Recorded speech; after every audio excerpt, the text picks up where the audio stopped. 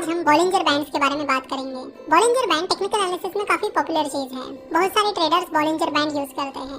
आपने भी कई बार इसका नाम सुना होगा। तो आज हम देखेंगे कि बॉलिंजर बैंड क्या होते हैं, उनका क्या रिलेवेंस होता है और उन्हें कैसे यूज करना चाहिए।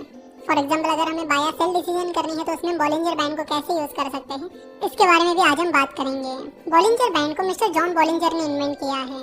वैसे बॉलिंजर बैंड्स हमें प्राइस और वोलेटिलिटी के बारे में बहुत कुछ बताते हैं। तो बॉलिंजर बैंड में बेसिकली 3 लाइंस होती है, एक सेंट्रल लाइन और उसके ऊपर एक लाइन और उसके नीचे एक लाइन।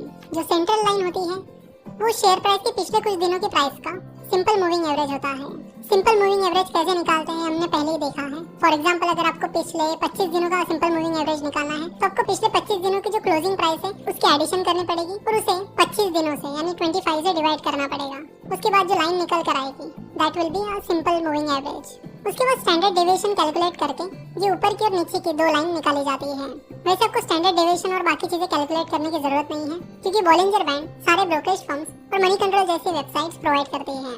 तो ये सारी चीजें रेडीमेड आपको मिल जाती है। वहाँ पर आपको कुछ भी सिंपल मूविंग एवरेज या फिर स्टैंडर्ड डेविएशन कैलकुलेट करने की जरूरत नहीं होती। चलो एक बार देख लेते हैं कि बॉलिंजर बैंड किस तरह दिखता है। उसके बाद हम बात करेंगे कि उसके क्या क्या एप्लीकेशंस हैं। सबसे पहले moneycontrol.com पर आइए। यहाँ पर रेफरेंस के लिए TCS का नाम डाल रहे हैं। उसके बाद यहाँ पर चार्ट पर आने के बाद यहाँ पर आपको बेसिक चार्ट दिख रहा है, आप क्लिक कीजिए एडवांस इंटरैक्टिव चार्ट पर। उसके बाद ये चार्ट ओपन हो जाएगा। इसमें आप जो भी टाइम पीरियड आपको लेना है वो आप सिलेक्ट करिए और यहाँ पर ओवरलेज लिखा है, उस पर सबसे पहला ऑप्शन है बॉलिंजर बैंड्स। यहाँ पर हमने 1 मंथ का टाइम ड्यूरेशन सिलेक्ट किया है। सो 1 मंथ की जो शेयर प्राइस है वो आपको दिख रही है। अब जैसे ही ओवरलेज पर जाकर पहला ऑप्शन है बॉलिंजर बैंड, उस पर हम क्लिक करते हैं तो उसके बाद ये बॉलिंजर बैंड आपको यहाँ पे दिखेगा। और जो मिडिल लाइन है वो है उस पिछले 1 महीने की शेयर प्राइस का मूविंग एवरेज और उसके ऊपर और नीचे 2 लाइंस है जो कि स्टैंडर्ड डेविएशन है। स्टैंडर्ड डेविएशन हमें क्या बताता है? स्टैंडर्ड डेविएशन हमें बताता है वोलेटिलिटी के बारे में।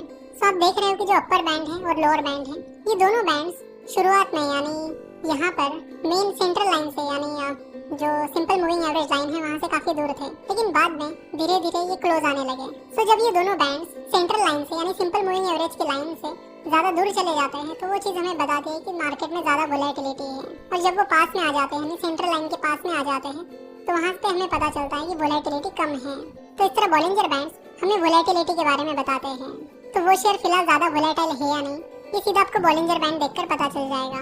अब बात करते हैं एंट्री और एग्जिट पॉइंट्स की। तो जब शेयर प्राइस इस अपर बैंड को या फिर लोअर बैंड को टच करती है तो वहाँ से आपको एंट्री और एग्जिट पॉइंट के बारे में पता चलता है।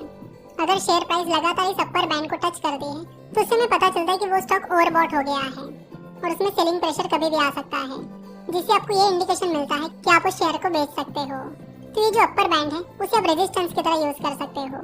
अब बात करते हैं लोअर बैंड की।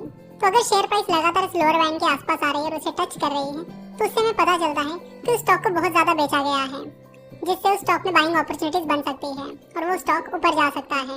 तो ऐसे टाइम आप उस स्टॉक को बाय कर सकते हो। तो इस तरह बॉलिंजर बैंड्स को आप सपोर्ट और रेजिस्टेंस की तरह यूज कर सकते हो और उनकी मदद से बाइंग सेलिंग डिसीजन ले सकते हो। सो मार्केट में कब एंट्री करनी और एग्जिट करनी है इसकी डिसीजन आप बॉलिंजर बैंड की मदद से ले सकते हो। जनरली ज्यादातर शेयर प्राइस की एक्शन जो होती है वो इस बैंड्स के बीच ही होती है। तो यहाँ पर टेक्निकल एनालिसिस की सीरीज में हमने कई सारे इंडिकेटर्स के बारे में बात की, जिससे हमें ये पता चला कि बाय डिसीजन कब लेनी है, सेल डिसीजन कब लेनी है, कब हमें शेयर को शॉर्ट सेल करना है, कब उसे खरीदना है, बेचना है, एक्सेट्रा। साथ ही हमने स्टॉप लॉस वगैरह की भी काफी सारी बातें की। तो एक बात आपको यहाँ पर जरूर बताना चाहेंगे कि ये जितने भी टेक्निकल इंडिकेटर्स हैं ये एक प्रोबेबिलिटी बताते हैं कि ऐसा हो सकता है। ये इंडिकेटर्स बताते हैं कि पिछले टाइम यानी हिस्ट्री में ऐसा ऐसा हुआ था, तो आगे भी ये हो सकता है, लेकिन इसकी कोई भी गारंटी नहीं है कि वो चीज आगे होगी ही। सो टेक्निकल एनालिसिस पर आप आंख बंद करके भरोसा नहीं कर सकते और ये चीज हम पहले भी कई बार कह चुके हैं। अगर पूरे टेक्निकल एनालिसिस की और ट्रेडर्स की हिस्ट्री देखी जाए तो ट्रेडिंग से ज्यादा पैसा इन्वेस्टिंग में बनता है और बनता आया है। ट्रेडिंग में गैम्बलिंग का पोर्शन काफी ज्यादा होता है और ये चीज आप भी समझ सकते हो। जैसे मिस्टर जॉन बॉलिंजर ने बॉलिंजर बैंड डेवलप किया है, उसी तरह आप भी अपना टेक्निकल इंडिकेटर डेवलप कर सकते हो। इट्स नॉट दैट डिफिकल्ट, लेकिन वो चीज हमेशा आगे भी चलेगी ही चलेगी, इसकी कोई गारंटी नहीं होती। सो ट्रेडिंग करते वक्त बड़े ध्यान से टेक्निकल एनालिसिस करें और जितनी इन्वेस्टमेंट आपको करनी है उसका बस एकदम छोटा सा पोर्शन आप ट्रेडिंग के लिए एलोकेट कीजिए। ज्यादातर पोर्शन इन्वेस्टिंग के लिए ही एलोकेट कीजिए, क्योंकि इन्वेस्टिंग ही है जिससे एक्चुअली बिजनेस को फायदा मिलता है। क्योंकि अगर आप इन्वेस्ट करोगे तो वो पैसा कंपनी को मिलेगा। आप डेली ट्रेडिंग करोगे, सुबह खरीदोगे, बेचोगे, तो उससे कंपनी को कुछ नहीं मिलने वाला, ना ही कंपनी की जो ग्रोथ है उसका फायदा आपको मिलेगा। सो इन्वेस्टिंग एक प्रैक्टिकल अप्रोच है जिसका कॉमन सेंस अप्रोच ये है कि अगर आप किसी कंपनी में इन्वेस्ट करते हो और वो कंपनी अपने बिजनेस में अच्छी खासी ग्रोथ दिखाती है तो उसका फायदा आपको होगा।